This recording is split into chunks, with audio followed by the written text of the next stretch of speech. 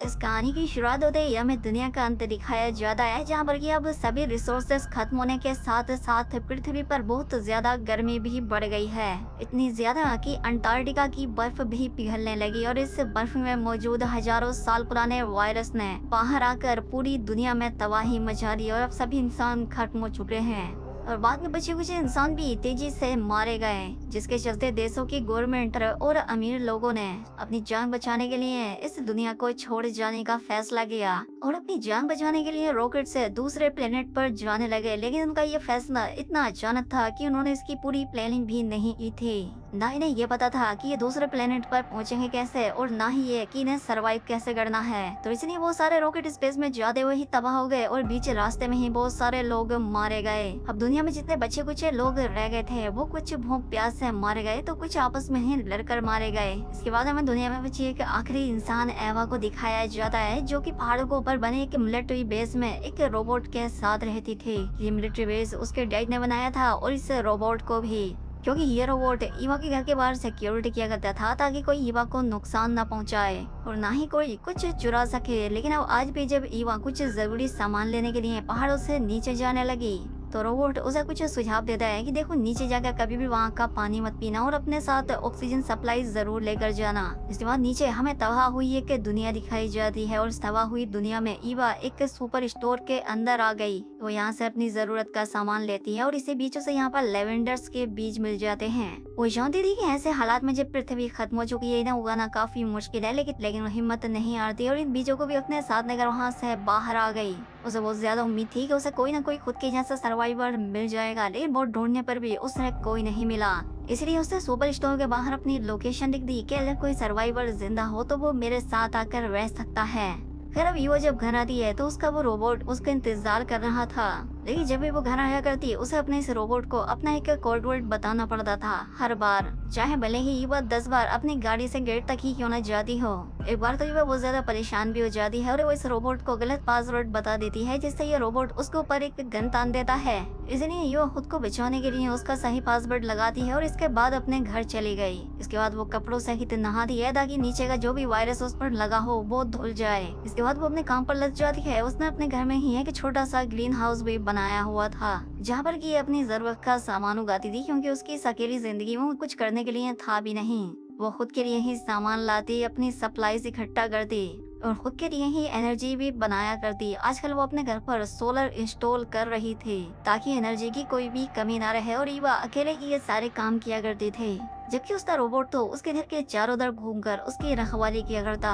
काम करते वक्त ईवा अपना मन बहलाने के लिए इस रोबोट से मस्ती करने लगती है, लेकिन ये तो एक एआई था, मजाक मस्ती से समझ कहाँ आने वाली थी। खैर यहाँ पर ईवा उस रोबोट को शादी के लिए प्रपोज कर देती है और वो रोबोट इस शादी की डेफिनेशन बताने लगा। वो कहता है कि एक रोबोट और इंसान की शादी कभी नहीं हो सकती। जिस पर ईवा ने उससे कहा तो फिर मेरा क्या होगा, तुम्हारे सिवा मेरा और है ही कौन। अब यहाँ ईवा और रोबोट के बीच होने वाली बातों से हमें पता लगता है कि ईवा के डैडी यहाँ इस बेस पर आने के बाद वापस अपनी बटालियन के पास गए थे और ईवा से वो ये कह कर गए थे कि मैं कुछ दिनों में वापस आ जाऊंगा, लेकिन अब सालों बीत गए हैं और उनका कोई भी अता पता नहीं है। रोबोट भी ईवा की बात समझने लगा था तो वो ईवा से कहता है कि मैं सिर्फ अगले 40 साल तक ही काम कर सकता हूँ और अगर मुझे कुछ हो जाता है तो तुम्हारा क्या होगा। जिस पर ईवा उससे मस्ती करते हुए कहती है कि कोई बात नहीं, अगर तुम्हें कुछ हो जाएगा तो मैं दूसरा रोबोट ढूंढ लूंगी। अब यहाँ पर ईवा उस रोबोट से उसके रूल पूछती है, जिस पर रोबोट कहता है कि हम कभी किसी इंसान को नुकसान नहीं पहुँचा सकते, क्योंकि उन्हें इस तरह से प्रोग्राम किया गया था कि उन्हें इंसानों के दिए हुए हर एक ऑर्डर को फॉलो करना था। और दूसरा ये कि वो खुद को जिंदा रखेगा, लेकिन ऐसा करने में किसी भी इंसान को कोई नुकसान ना पहुँच रहा हो, जिसने वो इंसानों का ऑर्डर ना मान रहा हो। जिसमें ईवा उससे कहती है कि तुम्हें एक और काम के लिए भी बनाया गया था और वो था एनर्जी रिसोर्सेज से ढूंढने के लिए। जिस पर रोबोट कहता है कि नहीं, बिल्कुल नहीं, मैं सिर्फ सिक्योरिटी के लिए हूँ, मुझे चीजों को इकट्ठा करने के लिए नहीं बनाया गया, मेरा काम सिर्फ तुम्हारी हिफाजत करना है और किसी भी अनजान लोगों को यहाँ तक आने से रोकना है जो तुम्हें नुकसान पहुँचा दें। और मेरे हिसाब से अनजान वो आदमी है जो मेरा पासवर्ड नहीं जानता। जिस पर ईवा ने उससे कहा कि लेकिन ये तो गलत बात है ना, कि अगर कोई इंसान पासवर्ड नहीं जानता और वो मर रहा हो तो तुम्हें ऐसे में तो उसकी मदद करनी चाहिए। तुम्हें वो वक्त याद है ना जब तुम्हारी ड्यूटी एक चेक पोस्ट पर थी और इंसानों को दूसरी तरफ जाना था, लेकिन तुमने उन्हें जाने नहीं दिया था और वो लोग गर्मी से मर रहे थे सिर्फ इसलिए क्योंकि उन बेचारे मासूम लोगों को तुम्हारा पासवर्ड नहीं पता था। तुम और तुम्हारे जैसे बचे हुए रोबोट ने ही कुछ बचे कुछ इंसानों को भी वो बॉर्डर क्रॉस नहीं करने दिया और इससे बेचारी वो सभी लोग मारे गए। आगे ईवा ने कहा कि तुम्हारी वजह से ही ये दुनिया के सारे लोग खत्म हुए हैं, जिसके बाद तुम्हें रीप्रोग्राम कर दिया गया। लेकिन अगर मेरे बस की होती तो मैं तुम्हें दोबारा से रीप्रोग्राम करती और तुम्हें सारी चीजें याद दिलाती कि तुम कितने बड़े कमीने रह चुके हो। हालांकि ईवा को अभी तक इस रोबोट के साथ रहने में कंफर्टेबल फील नहीं होता था। वो हमेशा अभी भी इससे डरा करती, लेकिन वो उसे बंद भी नहीं कर सकती थी क्योंकि ये सारे काम उसके डैड ने इस रोबोट में डाल रखे थे। अब क्रिसमस आने वाला था और ईवा ने उस रोबोट से पूछा कि क्या तुम्हें क्रिसमस के लिए कोई गिफ्ट चाहिए। इस पर रोबोट उसे याद दिलाता है कि हम लोग गिफ्ट नहीं लेते, जिस पर ईवा को फिर से अपनी जिंदगी याद आ गई कि आखिरकार वो एक इमोशनलेस रोबोट के साथ ही तो रह रही है, उससे क्या उम्मीद की जाए। आखिर में ईवा कहती है कि ठीक है, भले तुम रोबोट हो लेकिन कम से कम इंसान बनने का नाटक तो कर ही सकते हो ना। खैर अब शाम में वो रोबोट ईवा के पास आता है और उससे कहता है कि ठीक है यार, तुम मुझे कोई गिफ्ट देना ही चाहती हो तो तुम मुझे एक आंख गिफ्ट करो जिसे ही मैं सब कुछ दे पाऊँ। जिस पर ईवा ने उससे कहा कि हाँ वैसे आइडिया बुरा नहीं है, इस बारे में सोचा जा सकता है। जिस सुबह हमने देखा कि ईवा एक आर्टिफिशियल ट्री लेने के लिए फिर से नीचे जाने वाली थी क्योंकि अब इस दुनिया में सभी असली पेड़ मर चुके थे, क्योंकि उसे क्रिसमस के लिए एक ट्री डेकोरेट करना था। नीचे जाने से पहले रोबोट ने से फिर से वही इंस्ट्रक्शन दिए कि नीचे ऑक्सीजन टैंक लेकर जाना है और नीचे का पानी नहीं पीना। खैर अब इसके बाद ईवा जब अपना सारा सामान लेकर वापस आती है और अब उसे घर के अंदर जाना था और रोबोट ने उससे हर बार की तरह पासवर्ड मांगा और ईवा उसे बता भी देती है, लेकिन इसके बावजूद भी रोबोट ने उस पर गन तान दी क्योंकि ईवा ने इसे गलत पासवर्ड बता दिया था और इस रोबोट का पासवर्ड हर 3 महीने में रीन्यू होता था और नया पासवर्ड ईवा के डैड के जर्नल में था क्योंकि ये उन्होंने ही सेट किए थे, क्योंकि सभी पासवर्ड उसके डैड की उस डायरी में थे और वो डायरी वो तब देख पाती जब घर के अंदर जाती। लेकिन ये कमीना रोबोट इसे अंदर जाने नहीं देता, इसलिए ईवा इस रोबोट की विनती करने लगी कि देख मुझे अंदर जाने दे, मैं अंदर जाकर बता दूंगी। लेकिन रोबोट के अंदर कोई फीलिंग नहीं थी और ईवा को भयंकर प्यास भी लगी थी। उसके जितने भी पासवर्ड याद थे उसने वो सारे बोल दिए, लेकिन वो सबके सब गलत थे।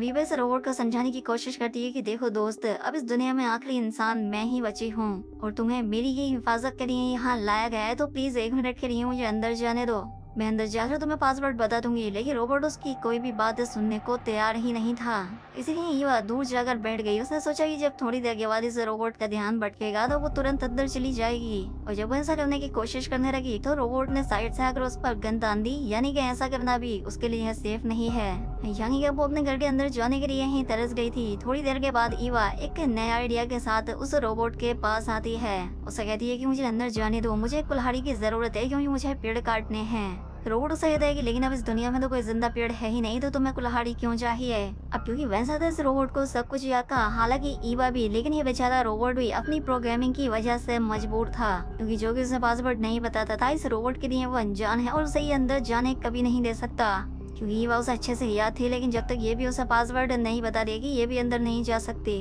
एक बार फिर से ईवा उसके सामने किसी इंसान की तरह गिड़गिड़ाने लगती है, उससे भीख मांगने लगी और जर्नल में देखकर मैं तुम्हें तुम्हारा पासवर्ड बता दूंगी। लेकिन रोबोट उसकी कोई भी बात सुनने को तैयार नहीं था। ये उसे कहती है कि ठीक है चलो एक काम करो, तुम मेरे पीछे पीछे आ जाओ और मैं पासवर्ड देख के जब तुम्हें बताऊंगी और मैंने तुम्हें सही नहीं बताया तो बेशक तुम मुझे मार सकते हो। जिस पर रोबोट ने कहा कि हमारा काम इंसानों की हिफाजत करना है, ना कि उन्हें मारना, और मैं सिर्फ उन्हीं इंसानों को मार सकता हूँ जो कि मेरे लिए खतरा है या अनजान है। ईवा ने इस रोबोट की हरकतें देखकर अब ट्राई करना भी छोड़ दिया और पूरी रात अपने कैंप के बाहर ही बिताई। उसने सोचा कि वो रात में चुपके से अपने कैंप के अंदर चली जाएगी, लेकिन रात में भी यह रोबोट अपनी जगह से हिल ही नहीं रहा था। अगली सुबह ईवा का भूख प्यास से बुरा हाल था, अब उसे हर हालत में अंदर जाना था, इसीलिए उसे एक नया आइडिया आया। अपने कपड़े पहने और अपना मुंह ढककर उस रोबोट के पास गई। उस रोबोट से कहा कि मैं एक रिफ्यूजी हूँ और मुझे तुम्हारी हेल्प चाहिए। उसने उस रोबोट को बताया कि रोबोट के रूल्स के मुताबिक तुम्हें मेरी मदद करनी चाहिए और कोई भी रिफ्यूजी दूसरी जगह पर आकर बड़े ही आराम से पनाह ले सकता है अगर उसे अपने देश में खतरा हो। जिस पर रोबोट उसे पूछता है, अच्छा तो तुम किस तरह का रिफ्यूजी हो, डिजास्टर रिफ्यूजी या फिर पॉलिटिकल रिफ्यूजी। ये वो जानती थी कि डिजास्टर रिफ्यूजी को दूसरे देशों में आना नहीं पड़ता, तो इसलिए ईवा ने कहा कि मैं एक पॉलिटिकल रिफ्यूजी हूँ, यानी कि उसका कहने का मतलब था कि वो एक ऐसे देश से आई है जहाँ पर जंग चल रही है। जिस पर रोबोट से कहता है कि ठीक है मैं तुम्हारी बात मान लूंगा, लेकिन तुम्हें पीछे से घूम कर आना होगा, क्योंकि वो सब पूरी तरह से स्कैन करना चाहता था। इसलिए ईवा उसकी बात मानकर पीछे गई और जब वो वापस आई तो उसने अपना हुलिया फिर से ईवा जैसा बना लिया और यही इसकी गलती हो गई थी। जब रोबोट इसका हुलिया स्कैन करता है तो वो इसे रिफ्यूजी नहीं लगी और इसी भी रोबोट ने इसे पनाह देने से फिर से इनकार कर दिया। तीसरी बार युवा जब अपने असली हुलिये में रोबोट के सामने आई तो रोबोट ने उसे देखते ही कहा कि अभी थोड़ी देर पहले यहाँ पर एक अनजान शख्स और एक रिफ्यूजी आया था, लेकिन मैंने उसे भगा दिया। यहाँ पर युवा को लगा कि शायद अब रोबोट को कुछ नई बातें याद आ रही हैं, तो इसलिए युवा से कहती है कि चलो ठीक है, तो फिर इस बार तुम मुझे अंदर आने दो। लेकिन इस बार भी रोबोट ने उससे फिर से पासवर्ड मांग लिया। थकान कर युवा यहाँ से जाने लगती है। वो जाने से पहले रोबोट से कहती है कि अगली बार अगर यहाँ कोई रिफ्यूजी आए तो उसे पानी जरूर पिला देना। क्योंकि युवा को पानी पीना था तो इसलिए वो फिर से रिफ्यूजी का हुलिया बनाकर रोबोट के सामने आई। रोबोट से कहती है कि मुझे पानी चाहिए, लेकिन पानी देने से पहले रोबोट उससे अब पूछताछ करने लगा। रोबोट उसे डॉक्यूमेंट्स मांगने लगा, जिस पर युवा उस पर गुस्सा होती है कि तुम पागल हो, मैं जंग के मैदान से भाग कर आई हूँ, रिफ्यूजी हूँ मैं, ऐसे में मेरे पास डॉक्यूमेंट कैसे हो सकते हैं। जिस पर रोबोट कहता है कि चलो ठीक है, लेकिन तुम्हें एक बात जरूर बतानी होगी कि तुम हमारे देश में रहना क्यों चाहती हो। तो युवा ने झूठी स्टोरी बताई कि मेरे पेरेंट्स मारे गए और मैं अकेली रहती थी, मेरी जान को भी खतरा था, इसलिए अब मैं यहाँ आ गई। तंग आखिर वो रोबोट से दोबारा पानी मांगती है, जिस पर रोबोट उसे कहता है कि ठीक है, मैं एक रिफ्यूजी को तभी पानी दूंगा जब मैं पहले ईवा को पानी पिला दूंगा, और ईवा को मैं पानी तब दूंगा जब वो मुझे अपना पासवर्ड बता देगी। लेकिन पासवर्ड ही तो ईवा को याद नहीं था, इसलिए एक और रात उसे यहाँ बाहर बितानी पड़ी। भूख और प्यास से उसका शरीर अब बहुत कमजोर पड़ चुका था, इसलिए सुबह होने पर वो रोबोट के सामने गिड़गिड़ाने लगी, प्लीज तुम मुझे थोड़ा सा पानी दे दो या सिर्फ कुछ ही सेकंड के लिए मुझे अंदर जाने दो। रोबोट उसे कहता है मुझे माफ करना, मैं तुम्हारी कोई मदद नहीं कर सकता, हालांकि मैं तुम्हारी मदद कर भी देता अगर मुझे ऐसा लगता कि तुम दुनिया की आखिरी इंसान हो। लेकिन कल ही मेरे सामने एक रिफ्यूजी और एक अनजान लड़की आई थी, और अब ऐसे में मुझे दो और लोग जिंदा मिलने की वजह से तुम्हारी कद्र अब कम हो गई है। यहाँ पर ईवा के शरीर में बिल्कुल भी ताकत नहीं बची थी कि वो उस रोबोट से और बहस करती। वो यहाँ से परेशान होकर आगे बढ़ने लगी तो रोबोट उस पर तरस खाकर कहता है कि आगे ही एक पावर प्लांट है और ऐसा हो सकता है कि शायद वहाँ पर कोई इंसान हो, क्योंकि उसके चलने का पता अक्सर मुझे लगता है, और अगर वहाँ इंसान होंगे तो वहाँ पानी और खाने का भी इंतजाम जरूर होगा। और अब इसीलिए ईवा बिना कुछ सोचे समझे उस जगह के लिए बढ़ गई। उसके ऑक्सीजन सिलेंडर में अब ऑक्सीजन भी बहुत कम था, बाकी ऑक्सीजन सिलेंडर उसके घर के अंदर थे, लेकिन बावजूद इसके भी वो उस पावर प्लांट तक जाती है। ये पावर प्लांट काफी गहरा था और ईवा को इसमें उतरते हुए भी बहुत वक्त लगा। अच्छी बात ये थी कि अंदर जाने पर उसे कुछ पानी की बोतल से मिल जाती है। ईवा ने जल्दी से अपने ऊपर से अपना ऑक्सीजन सिलेंडर उतारा और एक कुल्हाड़ी से दरवाजा तोड़कर जल्दी से अंदर चली गई। और यहाँ अगर इसने देखा कि अंदर मौजूद पानी की सभी बोतल खाली हैं। एक और बुरी चीज ईवा के साथ इस प्लांट में आने से ये हुई कि इस प्लांट से रेडिएशन निकल रही थी जो कि ईवा को नुकसान पहुंचा सकती थी, और अब वो इसके शरीर से लग भी चुकी थी। अब अपनी बची कुची ताकत ईवा वापस अपने कैंप आने में लगा देती है। और आखिरी प्लान उसके दिमाग में ये था कि कैंप के अंदर जाने के लिए वो इस रोबोट को ही मार देगी। अपनी जान बचाने के लिए वो अपनी गाड़ी को उस रोबोट के ऊपर ही चढ़ा देती है, लेकिन पता ये लगता है कि रोबोट बहुत ही मजबूत लोहे से बना था। गाड़ी के उस रोबोट में टकराने से इसकी गाड़ी में ही आग लग गई, लेकिन उस रोबोट को कुछ नहीं हुआ। अगली सुबह हमने देखा कि ईवा की हालत बहुत बुरी हो चुकी थी और उसके पास अब चंद ही सांसें बची थी। मरने से पहले जो उसके पास लेवेंडर के सीड्स थे वो उन्हें जमीन में गाड़ देती है, इसी उम्मीद में कि शायद कभी न कभी ये उग जाएंगे। और उसे यहाँ देखकर उसका रोबोट उसके पास आता है और रात में होने वाली हर एक चीज की रिपोर्ट उसे देता है कि कल रात किसी अनजान शख्स ने मुझे मारने की कोशिश की थी। ईवा उसकी किसी बात पर ध्यान नहीं दे रही थी और उससे पानी मांग रही थी, लेकिन रोबोट उससे कहता है कि अब इस जगह पर हमले होने लगे हैं और मैं अपनी ड्यूटी नहीं छोड़ सकता। अब ईवा को डिहाइड्रेशन और भूख की वजह से हेलुसिनेशन होने लगते हैं, ऐसी चीजें जो कि उसके साथ हो ही नहीं रही थी। वो अपने आप को अच्छे कपड़े पहनकर एक अच्छी दुनिया में देख पा रही थी। अगली हेलुसिनेशन में वो ये देखती है कि जैसे उसके डैड उसे पानी पिलाने के लिए आए हैं, लेकिन होश आने पर वो देखती है कि सामने उसका वो रोबोट ही था जो उससे पासवर्ड मांग रहा था। लेकिन ईवा के अंदर बोलने की भी अब ताकत नहीं बची थी। रोबोट उसे कहता है कि अगर तुम मर गई तो मेरा पासवर्ड ऑटोमेटिकली रीसेट हो जाएगा। ईवा उसकी बात पर ध्यान नहीं देती और उससे अपनी आखिरी विश कहती है कि मेरे मरने के बाद तुम मेरे लेवेंडर के सीड्स को पानी देते रहना।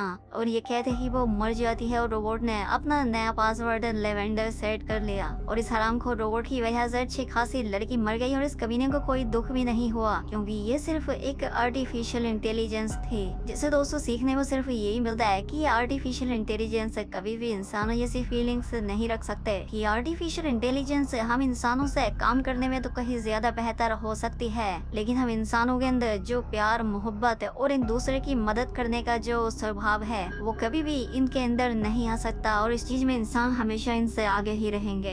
और बस अब यहीं पर ये फिल्म खत्म हो जाती है। तो दोस्तों आपको ये वीडियो कैसी लगी हमें कमेंट करके जरूर बताएं। तो वैसे दोस्तों इस फिल्म की एंडिंग मुझे भी बहुत ज्यादा बुरी लगी, लेकिन फिल्म के मेकर्स ने आर्टिफिशियल इंटेलिजेंस को लेकर एक मैसेज दिया है कि ये इंसानों के लिए कितनी ज्यादा खतरनाक हो सकती है। बाकी दोस्तों, आपकी इस फिल्म को लेकर क्या राय है, हमें कमेंट करके जरूर बताएं। मिलते हैं ऐसी ही अगली शानदार वीडियो में।